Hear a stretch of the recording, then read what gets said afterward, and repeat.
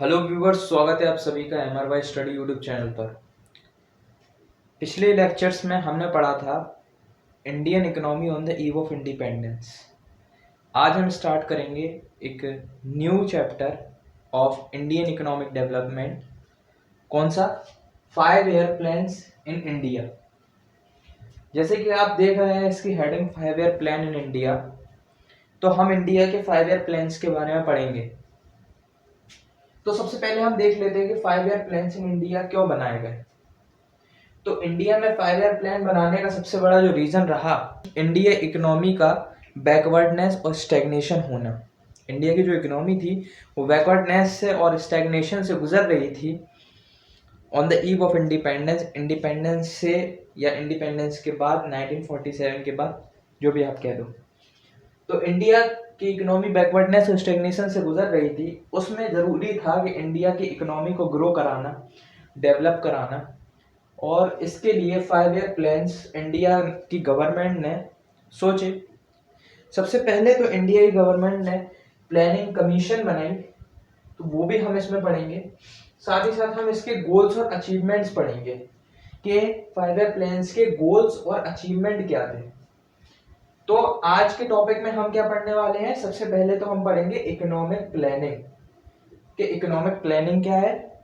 दूसरा हम पढ़ेंगे type of economy. Type of economies भी समझना हमारे लिए बहुत ज्यादा इंपॉर्टेंट है, ठीक है। तीसरा हम पढ़ेंगे goals of planning in India कि इंडिया में जो गोल्स जो बनाए जाते हैं प्लानिंग के लिए, वो इंडिया में कैसे काम करते हैं, क्या क्या उसका रोल रहता है। तो इन टॉपिक को हम बारी बारी समझते हैं। आज का हमारा सबसे पहला टॉपिक है इकोनॉमिक प्लानिंग। तो इकोनॉमिक प्लानिंग क्या है?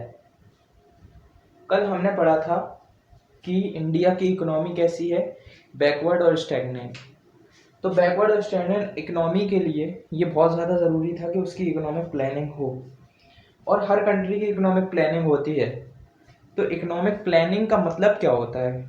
इकोनॉमिक प्लानिंग का मतलब होता है कि जो जो रिसोर्सेज उस कंट्री के पास, उस स्टेट के पास हैं, तो उनका एक ऐसी तरीके से यूज़ हो कि उस कंट्री का वेलफेयर भी हो, साथ ही साथ उस कंट्री का डेवलपमेंट हो, और साथ ही साथ उस कंट्री का ग्रोथ भी हो। तो ये सब कौन करता है? एक अथॉरिटी, एक सेंट्रल अथॉरिटी द्वारा ये काम किया जाता है। एक सेंट्रल अथॉरिटी अथॉरिटी द्वारा ये काम किया जाता है। क्यों किया जाता है ये central economic planning? For the development and growth. For development and growth की जाती है। इसमें क्या होता है, जो हमारी कंट्री के पास रिसोर्सेज हैं, the resources which we have, उनका यूज करके इकोनॉमिक डेवलपमेंट प्लस ग्रोथ की जाती है। लेकिन इसमें क्या होता है, इसमें एक सेंट्रल अथॉरिटी होती है जिसकी देख रेख में, जिसकी चेयरमैनशिप में ये सारी चीजें, जिसकी हाजिरी में ये सारी चीजें की जाती हैं, उसको बोलते हैं हम क्या? Economic planning. अगर आपको इसकी डेफिनेशन लिखना हो तो मैं आपको एक डेफिनेशन बता देता हूं। आप लिख सकते हैं कि economic planning is a set of system in which a central planning authority targets and specify a set of programs and policies to achieve those targets within a specific period of time। जैसे कि आपने देखा इस definition में लिखा हुआ है कि एक सेंट्रल अथॉरिटी होती है जो क्या करती है? पॉलिसीज बनाती है। पॉलिसीज बनाने के बाद उन पॉलिसीज पर अमल किया जाता है और हमारे देश का विकास होता है, ठीक है। अगर आपको लिखना है दूसरी, तो हम दूसरी भी दे सकते हैं कि प्लानिंग कमीशन जो हमारे, इसके लिए जो हमारे इंडिया में जो बनाई गई है, इंडिया की अगर हम बात करें तो इंडिया में प्लानिंग कमीशन बनाई गई थी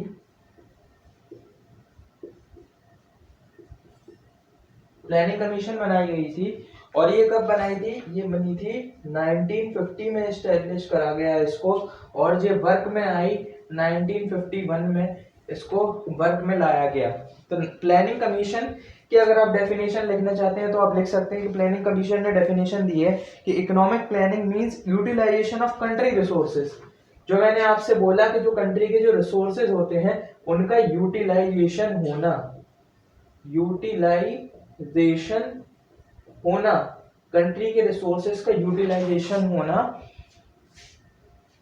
in different development activities, in the development activities, जो मैंने आपसे कहा in the accordance with the national priorities. और उसके साथ साथ हमें ये भी देखना है कि उसमें नेशनल की प्रायोरिटी हो रही है, मतलब कि वहां पर ग्रोथ भी होना चाहिए। तो ये थी हमारी इकोनॉमिक प्लानिंग की डेफिनेशन। ठीक है, इकोनॉमिक प्लानिंग की डेफिनेशन हो गई हमारी। अब हम देखते हैं कि इकोनॉमिक प्लानिंग हमारी कब स्टार्ट हुई। 1950 में हुई और हमारी अप्रैल 1951 से ये कार्य करना चालू करा इसने। किसने? इकोनॉमिक जो हमारी प्लानिंग कमीशन यहाँ पर बनी। ठीक है, प्लानिंग कमीशन हमारी बनी, उसने स्टार्ट कब करा?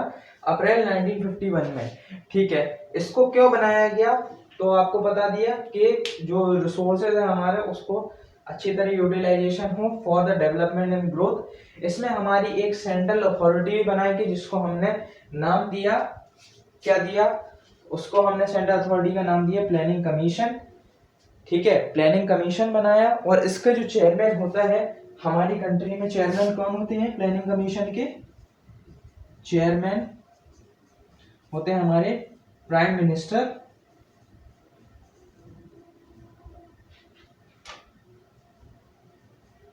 प्राइम मिनिस्टर चेयरमैन होते हैं। और ये क्या करती है? ये 5 ईयर प्लान्स बनाती है। ठीक है, प्लानिंग कमीशन का काम क्या होता है? To make 5 year plans, to make 5 years plan, 5 year plan बनाती है। और इसको इंडिया के कॉन्स्टिट्यूशन में कॉन्करेंट लिस्ट में 7th शेड्यूल में रखा गया है कि इकोनॉमिक और सोशल डेवलपमेंट के लिए प्लानिंग कमीशन को बनाया जाए। इसका नाम चेंज होकर प्लानिंग कमीशन से 2015 में प्लानिंग कमीशन का नाम चेंज होकर क्या हो गया? Policy commission. पॉलिसी कमीशन इसका नाम चेंज हो गया। तो पॉलिसी कमीशन इसको बोला जाने लगा जिसको हम बोलते हैं नीति आयोग। नीति आयोग। ठीक है, ये बात तो थी सारी प्लानिंग कमीशन के बारे में। अब हम थोड़ा और आगे पढ़ते हैं। अगला आता है हमारा इकोनॉमिक प्लानिंग विद और without free play of market forces. ठीक है, इकोनॉमिक प्लानिंग जब हम पढ़ रहे हैं, एक पर्टिकुलर टॉपिक जब हम इकोनॉमिक प्लानिंग पढ़ रहे हैं तो हमें ये देखना जरूरी है कि इकोनॉमिक प्लानिंग कैसे शुरू हुई, किस कंट्री से शुरू हुई। जाहिर सी बात है, हम अगर एक पर्टिकुलर वर्ल्ड की बात करते हैं, वर्ल्ड में किसी कंट्री की बात करते हैं, तो इकोनॉमिक प्लानिंग सबसे पहले हमारी शुरू किस में हुई? सोवियत यूनियन में। सोवियत यूनियन में इकोनॉमिक प्लानिंग सबसे पहले शुरू की गई। तो सोवियत यूनियन में हमारी इकोनॉमिक प्लानिंग स्टार्ट हुई। कब हुई? 1928 में हुई। तो जाहिर सी बात है कि इकोनॉमिक प्लानिंग का मोटिव क्या होता है? इकोनॉमिक प्लानिंग का मोटिव होता है डेवलपमेंट एंड ग्रोथ। तो इसीलिए इसको यूज करा गया सोवियत यूनियन में 1928 में। अब हमें ये हेडिंग को देखना चाहिए कि विद और without free play of market forces. Market forces से आप समझ गए होंगे कि market free play of market forces का मतलब क्या होता है। Free play of market forces का मतलब होता है market forces of supply and demand, जो हमने माइक्रो इकोनॉमिक्स में पढ़ा था। अगर आपने वीडियो नहीं देखी तो लिंक डिस्क्रिप्शन में आप माइक्रो इकोनॉमिक्स में मार्केट फॉर्म्स में देख सकते हैं। सप्लाई एंड डिमांड को मार्केट फोर्सेस बोला जाता है। ठीक है, फ्री प्ले। फ्री प्ले का मतलब कि जहां पर ज्यादातर फोर्स किसका हो? मार्केट का हो। जहां पर फोर्स किसका हो? मार्केट का हो, उसको बोलते हैं हम free play of market forces. अब free play of market forces की अगर हम देखें, free play of market forces में अगर हम देखें तो यहां पर सबसे ज्यादा जोर किस पर दिया जाता है, प्रॉफिट मैक्सिमाइजेशन पर दिया जाता है, ठीक है। और यहां पर जो इकोनॉमी यूज होती है वो होती है कैपिटलिस्ट इकोनॉमी यूज करी जाती है। यहाँ पर ये नहीं देखा जाता है कि यहाँ पर किसी भी गुड्स से सोशल वेलफेयर हो रहा है या नहीं हो रहा है, सीधा सीधा यहाँ पर यूज जो गुड्स होते हैं जिनमें प्रॉफिट मैक्सिमाइजेशन हो ज्यादा, उनका यूज होता है। और इसको जो इसमें डोमिनेंट कौन रहती है, market forces are dominant, government इसमें रोल नहीं प्ले कर पाती है, मार्केट फोर्सेस आर डोमिनेंट, ठीक है। ये इसकी खासियत है free play of market forces की। जो वहां पर टाइप था इकोनॉमी का वो था स्टेटिज्म। स्टेटिज्म का मतलब होता है,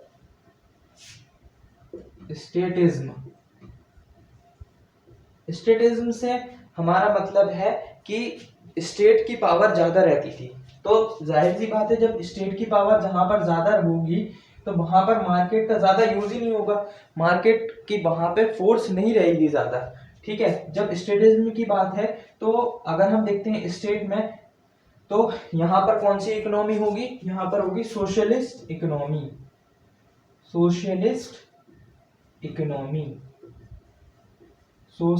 इकोनॉमी का यहाँ पर सबसे ज्यादा यूज होगा।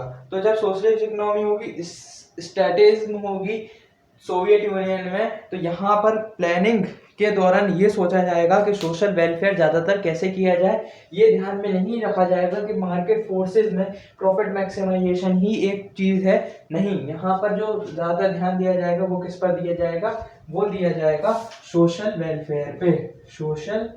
वेलफेयर पे दिया जाएगा ज्यादातर ध्यान। और यहाँ पर जो पावर होगी वो डोमिनेंट कौन होगी, यहाँ पर जो डोमिनेंट पावर होगी वो कौन होगी, वो होगी हमारी सेंट्रल अथॉरिटी होगी हमारी डोमिनेंट पावर, ठीक है। इसका मतलब आप समझ गए। अब हम आते हैं इंडिया के कॉन्टेक्स्ट में।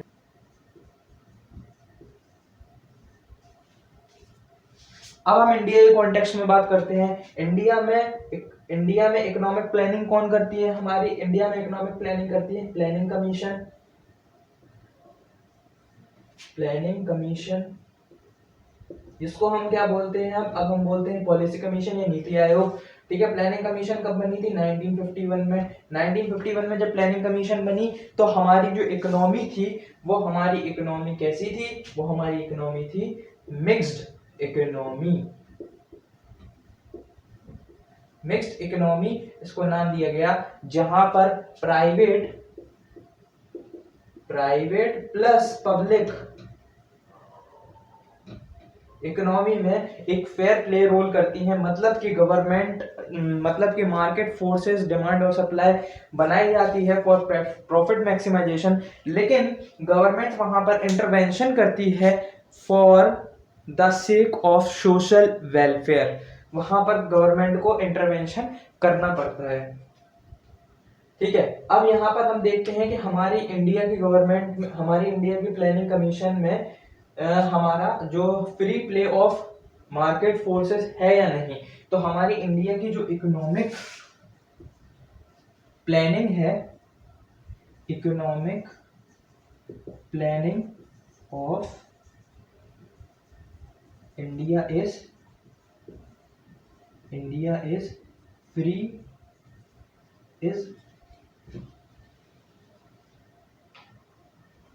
Without free play of market forces. India में free play of market forces नहीं है, क्योंकि हमारी इंडिया की इकोनॉमी क्या है, मिक्स्ड इकोनॉमी है। डायरेक्टिव प्लानिंग और कॉम्प्रिहेंसिव प्लानिंग, जो इकोनॉमिक प्लानिंग होती है हमारी, उसकी हमारी दो टाइप्स होती हैं, पहली डायरेक्टिव प्लानिंग और दूसरी होती है हमारी कॉम्प्रिहेंसिव प्लानिंग। ठीक है, डायरेक्टिव प्लानिंग और कॉम्प्रिहेंसिव प्लानिंग में फर्क क्या है?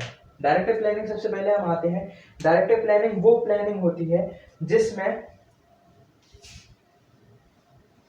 जिसमें क्या हो, free play of market forces हो, free play of market forces of demand and supply हो, उसको बोलते हैं डायरेक्टिव प्लानिंग। कॉम्प्रिहेंसिव प्लानिंग की हम बात करते हैं, कॉम्प्रिहेंसिव प्लानिंग में सीधा इसका उल्टा हो जाएगा, no free play of market forces of demand and supply, सीधा इसका उल्टा हो जाएगा। डायरेक्टिव प्लानिंग में दूसरा पॉइंट क्या बन सकता है हमारा, कि डायरेक्टिव प्लानिंग में क्या होता है, मार्केट इज डोमिनेटेड,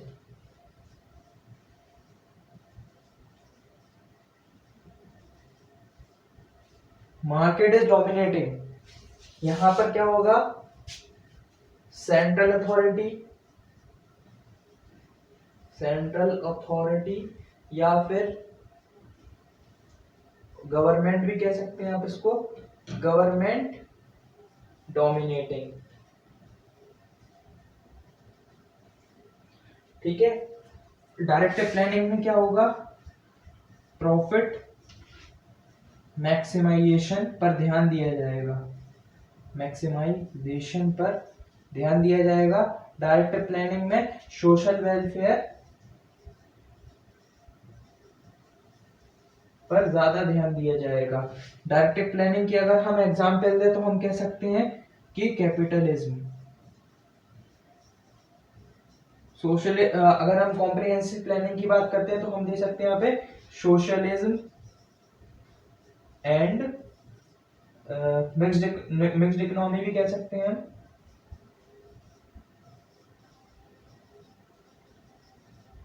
ठीक है, तो ये थे हमारे कुछ डायरेक्टिव प्लानिंग और कॉम्प्रिहेंसिव प्लानिंग के, जो प्लानिंग के दो पार्ट होते हैं जो हमारे सिलेबस में है। ठीक है, अब हम आते हैं अपनी टाइप्स ऑफ इकोनॉमी पर। तो जैसे कि यहाँ पर लिखा है कि टाइप ऑफ इकोनॉमी 3 टाइप्स की हैं।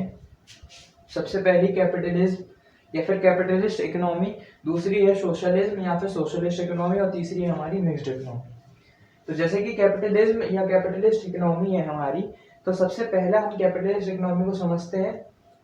अभी हमने पिछले टॉपिक्स में भी समझा कैपिटलिस्ट इकोनॉमी क्या होती, सोशलिस्ट क्या होती, मिक्स्ड इकोनॉमी क्या होती। फॉर्म्स वाले चैप्टर में भी हमने ये चीज पढ़ी थी माइक्रो इकोनॉमिक्स में। ठीक है, कि free play of market forces, demand and supply, how to produce, what to produce, how to produce, for whom to produce. ठीक है, इन चीजों पर ज्यादातर ध्यान दिया जाता है, किसमें, कैपिटलिस्ट इकोनॉमी में। दूसरा हम देखते हैं प्राइवेट ओनरशिप। प्राइवेट ओनरशिप मतलब कि only those goods produce which yield high profit, profit maximization पर यहाँ पर ज्यादातर ध्यान दिया जाता है। दूसरी चीज आती है हमारी new and innovative technology. New and innovative technology इसका मेन गोल है, क्योंकि यहाँ पर क्या चीज होती है, यहाँ पर चाहिए आपको प्रॉफिट, और प्रॉफिट आजकल किस चीजों में मिल रहा है, जिसमें न्यू टेक्नोलॉजी हो, जिसमें टाइम कंज्यूमिंग चीजें हो। ठीक है, वो होती है हमारी न्यू टेक्नोलॉजी एंड इनोवेशन, उस पर ये कैपिटलिस्ट इकोनॉमी ज्यादातर ध्यान देती है। अगर हम एग्जांपल लें तो जापान एंड यूएसए इसका बहुत अच्छा एग्जांपल हो सकता है। दूसरा आता है सोशलिज्म और सोशलिस्ट इकोनॉमी। सोशलिस्ट इकोनॉमी या फिर सोशलिज्म भी बोलते हैं हम इसको।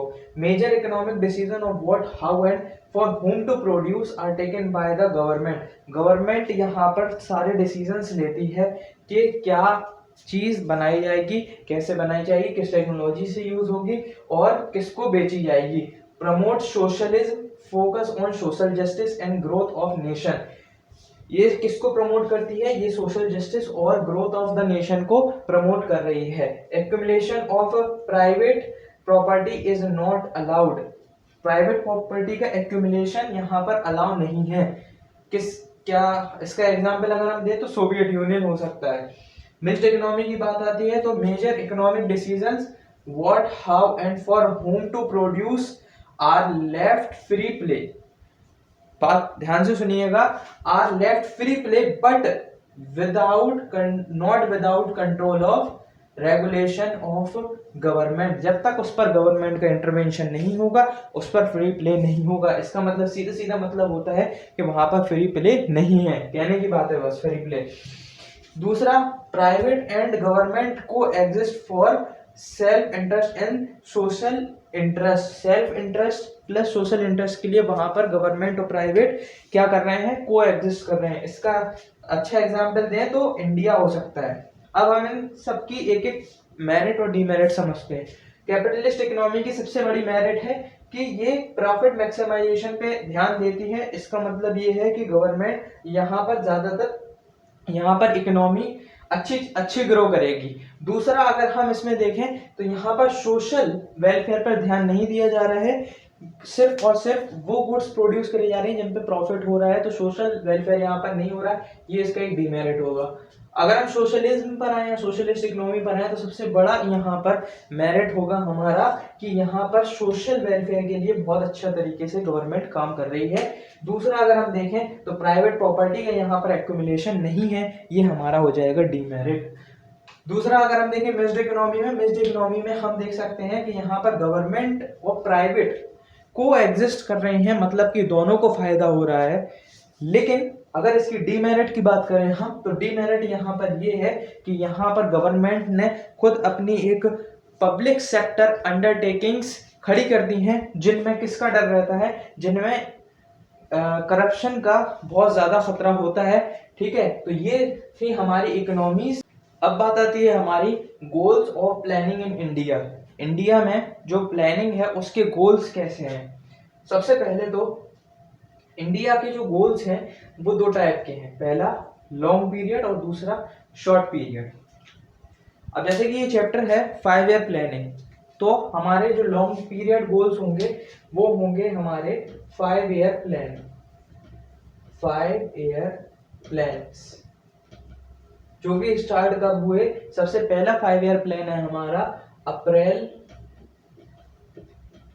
1951 से लेकर मार्च 1956 तक हमारा पहला 5 ईयर प्लान रहा। और हमारा जो अभी तक का जो 5 ईयर प्लान है वो है अप्रैल 2012 से लेकर अभी आगे तक का हमारा 5 ईयर प्लान है। और हमारे टोटल अभी तक 12 5 ईयर प्लान्स कंप्लीट हो चुके हैं। हमारे कितने 12 5 ईयर प्लान्स अभी तक कंप्लीट हो चुके हैं। और अगर हम देखते हैं तो अब प्लानिंग कमीशन को पॉलिसी कमीशन बदल दिया गया है, तो अब वो पॉलिसीज बनाती है। ठीक है, 5 ईयर प्लान यहाँ पर हमारे लॉन्ग पीरियड के थे जो अभी तक 12 5 ईयर प्लान हमारे कंप्लीट हो गए हैं। शॉर्ट पीरियड की बात अगर हम करें तो हमारे कुछ प्लानिंग कमीशन ने बनाए हैं एनुअल प्लान्स। क्या बनाए हैं? Annual plans. एनुअल प्लान्स बनाने का रीजन क्या रहा? एनुअल प्लान बनाने का रीजन ये रहा कि जब 5 ईयर प्लान्स नहीं बन पाए because of due to some reasons, ठीक है, पॉलिसीज नहीं बन पाई 5 ईयर प्लान्स की, तब एनुअल प्लान बनाए गए। अब एनुअल प्लान हमारे इंडिया में कितने हैं? हमारे इंडिया में 3 एनुअल प्लान्स हैं। 3 एनुअल प्लान्स बनाए गए। 3 एनुअल प्लान्स में अगर हम देखते हैं तो सबसे पहला एनुअल प्लान जो था हमारा वो 3 इयर्स का था। 3 इयर्स। तो हमारे एनुअल प्लान्स में अगर हम देखें तो हमारे 3 एनुअल प्लान्स थे, जिसमें कि सबसे पहला था हमारा 3 इयर्स का। कब से? अप्रैल 1966 से लेकर 1969 तक, और दूसरा था हमारा ये 1 ईयर का 1971 से लेके 1989 तक, और सेकंड था हमारा 1990 से लेके 1992 तक। तो जितने भी जो 5 ईयर प्लान्स बने इनमें बीच में गैप हो गया बिकॉज ऑफ सम रीजन, तो इसलिए एनुअल प्लान्स को बनाया गया। ये हमारे शॉर्ट पीरियड कहलाते हैं। इनके बारे में हम एंड में पढ़ेंगे कि शॉर्ट पीरियड गोल्स का क्या है। ठीक है, सबसे पहले हम लॉन्ग पीरियड गोल्स के बारे में समझते हैं। अब हम लॉन्ग पीरियड गोल्स के बारे में समझते हैं। सबसे पहला जो लॉन्ग पीरियड गोल है हमारी इंडिया में, वो है जीडीपी ग्रोथ, जो प्लानिंग कमीशन ने बनाया है, जीडीपी ग्रोथ। अब जीडीपी ग्रोथ का मतलब क्या है? जीडीपी का मतलब क्या है? सबसे पहले तो जीडीपी का मतलब है कि ग्रॉस डोमेस्टिक प्रोडक्ट। जीडीपी का मतलब है ग्रॉस डोमेस्टिक प्रोडक्ट। ठीक है, तो जीडीपी ग्रोथ का मतलब क्या होता है कि जो हमने जो इनपुट लगाया उसका हमें जो आउटपुट मिला, ठीक है, जो रिसोर्सेज हमने यूटिलाइज करे उनसे जो हमें आउटपुट मिला उसको हम बोलते हैं जीडीपी। ठीक है, जो टोटल आउटपुट जो हमें मिला एक कंट्री का उसको बोलते हैं हम जीडीपी, ग्रॉस डोमेस्टिक प्रोडक्ट। अच्छा, अब इससे ग्रोथ से क्या रिलेशन है? ठीक है, जैसे जैसे हमने इंक्रीज करा तो क्या है, जो लेवल ऑफ आउटपुट है, अगर ये बोला जाता है कि अगर जीडीपी ज्यादा होगी तो हमारी जो इकोनॉमी की जो ग्रोथ है वो ज्यादा होगी। जो इकोनॉमी की जो ग्रोथ है वो ज्यादा होगी। अब ये कैसे? तो जीडीपी का मतलब है ग्रॉस डोमेस्टिक प्रोडक्ट, मतलब कि जितना भी प्रोडक्शन हुआ सबसे ज्यादा उसका लेवल हाई हो, मतलब कि जीडीपी। तो लेवल ऑफ प्रोडक्शन है हमारा, लेवल ऑफ प्रोडक्शन है, जब वो हाई रहेगा जीडीपी तो ऑटोमेटिकली हमारी इकोनॉमी ग्रो करेगी, because goods and services automatically increase because of the level of production. ठीक है, लेवल ऑफ प्रोडक्शन की वजह से हमारे इंक्रीज कर जाएंगे। दूसरा हमारा आ गया फुल एम्प्लॉयमेंट। फुल एम्प्लॉयमेंट का मतलब है कि फुल एम्प्लॉयमेंट एक ऐसी सिचुएशन है जिसमें हमारी इंडिया में या फिर हमारी कंट्री में जितने भी पीपल हैं वो एक ऐसी एज में है, वर्किंग एज में है, और उनको जॉब चाहिए और उनको जॉब मिलती है एट मार्केट वेजेस पर। उस सिचुएशन को हम बोलते हैं फुल एम्प्लॉयमेंट। अब उस सिचुएशन को हम फुल एम्प्लॉयमेंट बोलते हैं, लेकिन ये सिचुएशन स्टेबल नहीं है फुल एम्प्लॉयमेंट की। ये इकोनॉमिस्ट कहते हैं कि फुल एम्प्लॉयमेंट की सिचुएशन में भी देयर इज सम अनएम्प्लॉयमेंट।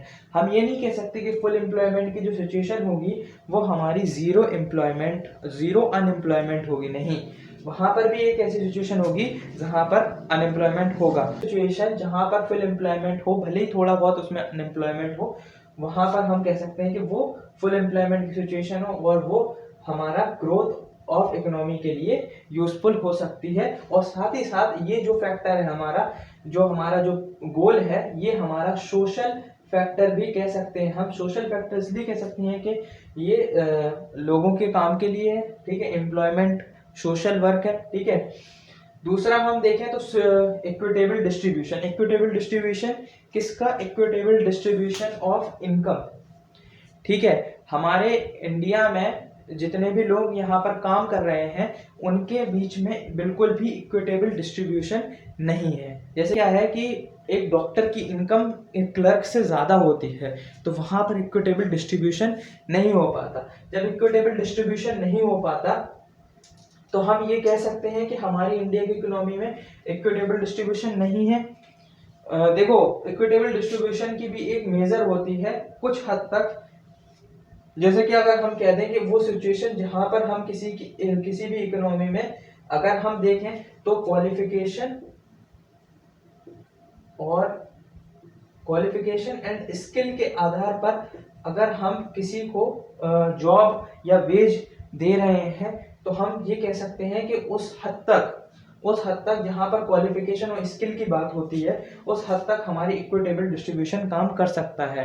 ठीक है, चौथा आता है हमारा मॉडर्नाइजेशन। मॉडर्नाइजेशन में अगर हम देखते हैं तो टेक्नोलॉजी और इनोवेशन का सबसे ज़्यादा यूज़ इसमें होता है। टेक्नोलॉजी और इनोवेशन से क्या हो सकता है, हमारी इंडिया की कंट्री हमारी जो इंडिया कंट्री है वो ग्रोथ कर सकती है। अगर हम देखें तो ग्रीन रेवोल्यूशन के ज़रिए हमारे इंडिया में फूड ग्रेन्स का इम्पोर्ट कम हुआ और एक्सपोर्ट हमारा बढ़ा, इसलिए हम सबसे बड़े नेट एक्सपोर्ट कहलाते हैं फूड ग्रेन में बिकॉज ऑफ ग्रीन रेवोल्यूशन। इसी तरीके से हम देखें तो आईटी कंपनीज का हमारे इंडिया में जो आना है, उससे हमारे इंडिया में जॉब्स का, एम्प्लॉयमेंट का बढ़ना हुआ।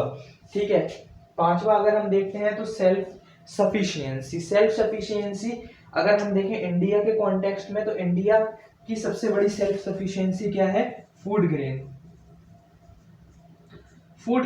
अगर हम इसका बेहतरीन एग्जांपल दें तो इंडिया ही होगा। सेल्फ सफिशिएंसी में अगर हम देखते हैं तो हमारी इंडिया की गवर्नमेंट जब हमारे पाकिस्तान के साथ वॉर चल रही थी, तो 1965 में इंडिया के साथ जब वॉर चल रही थी हमारी, तो जो यूएसए ने फूड ग्रेन्स जो है हमारे इंडिया में इंपोर्ट करने से मना कर दिया था। तब इंडिया ने अपना गोल यूज करा, वो था सेल्फ सफिशिएंसी दिखाकर इंडिया ने खुद फूड ग्रेन उगाना चालू करा और आज इंडिया सेल्फ सफिशिएंट है, सेल्फ इंडिपेंडेंट है। किस मामले में, फूड ग्रेन के मामले में। ठीक है, तो ये थे हमारे लॉन्ग पीरियड गोल्स। अब हम आते हैं शॉर्ट पीरियड गोल्स पर। शॉर्ट पीरियड गोल, जैसे कि आपको पता है कि लॉन्ग पीरियड गोल्स के बीच में जो गैप हो गया, उस गैप को भरने के लिए किसी ना किसी वजह से हुआ होगा।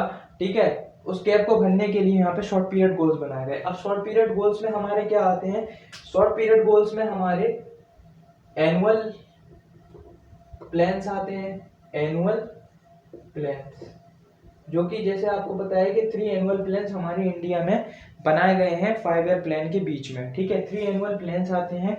अब इन 3 एनुअल प्लान्स में अलग अलग गवर्नमेंट ने क्या करा कि इसके अलग अलग डेवलपमेंट के लिए चीजें करी। जैसे कि फॉर एग्जांपल अगर देखा जाए तो एग्रीकल्चर